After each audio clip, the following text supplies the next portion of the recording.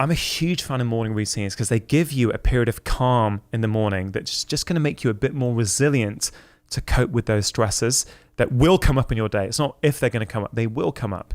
And that calm continues throughout the day. Yeah. That's the beauty of it. It's not just in the moment. I'm more resilient to the stressors in my life. Now, for people who are thinking, I don't have time for that, because I've got a lot of patients who are single mums, who might be working 2 jobs. Yep. I managed to persuade them to give it a go even for 5 minutes. It doesn't have to be this long, drawn-out procedure. It just has to be personal to you and enjoyable to you, because that gives you something to look forward to in the morning. But if you're doing something that you feel that, I gotta wake up and do this thing, you're not gonna wanna do it and you're not gonna stick to it. The idea is you wanna stop living so reactionary to life and start being proactive.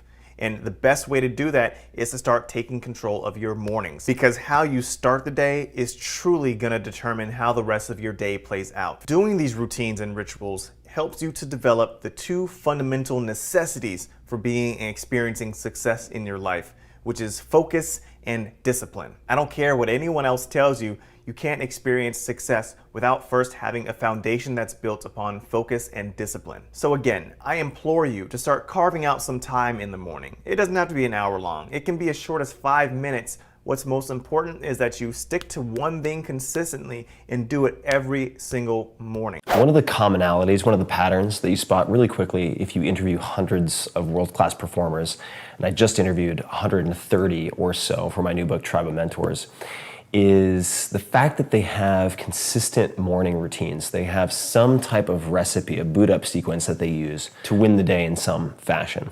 And it ranges from, for instance, mindfulness, and that could be mindfulness meditation, where you find, say, Evan Williams, who is well known for Blogger, Twitter, also Medium, who spends time every morning, as I do, with some type of meditative practice. It could be insight, it could be transcendental meditation. You could use an app like Headspace, which I think is a great place to start.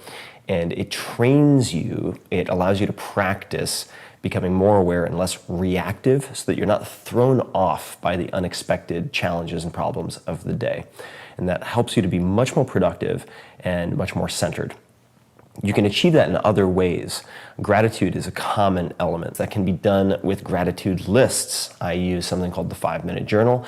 But Whitney Cummings, incredible stand-up comedian, writer, and much more, also has gratitude lists. And this is, say, naming 3 things that you're grateful for each morning. Tony Robbins does this. Brian Grazer, incredibly well-known, iconic TV and film producer, also does this. I think he's had 180 Emmy nominations or something like that. And that achieves very much the same thing of present state awareness and looking for the positive as opposed to fixating on the negative. You must come up with a morning routine that you do every single morning, or at least more mornings than not, that puts you in control of yourself and in control of your day. This is what I do, and I cannot explain the power that I get from starting my day off and being bigger than my excuses and being in control. First and foremost, wake up on time. When that alarm goes off, get your butt out of bed. 5, 4, 3, 2, 1, go. Why is that important for persistence? The reason why is because the first decision that you're making of the day is to actually get up and get moving. That means you are persistently bigger than your excuses. You are persistently bigger than feeling lazy. And you are persistently beating the feelings that typically stop you. The second thing that I want you to do, before you look at your email, before you answer your phone, figure out your 2 priorities for the day. These are the things that matter to you. Whether it's saving money and making sure you're focused on that, or showing up at work and being a contributor, or whether it's changing how you treat your spouse or your kids or the person that you're with, or heck, getting to the gym because you said you would. Whatever it is that your 2 priorities are, put them in your head before you pick up the phone. Why? The reason why is because of persistence. The reason why is because I want you to have a good day. Do you know what makes for a bad day?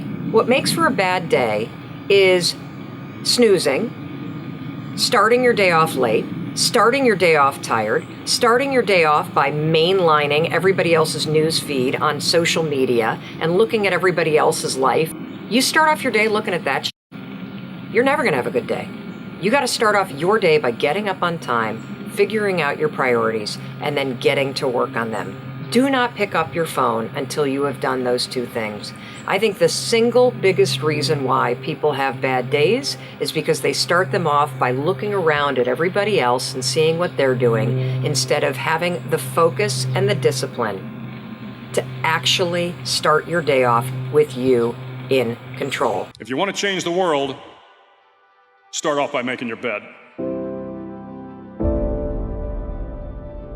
If you make your bed every morning, you will have accomplished the first task of the day. It will give you a small sense of pride, and it will encourage you to do another task, and another, and another. And by the end of the day, that one task completed will have turned into many tasks completed. Making your bed will also reinforce the fact that the little things in life matter. If you can't do the little things right, you'll never be able to do the big things right. And if by chance you have a miserable day, you will come home to a bed that is made, that you made. And a made bed gives you encouragement that tomorrow will be better.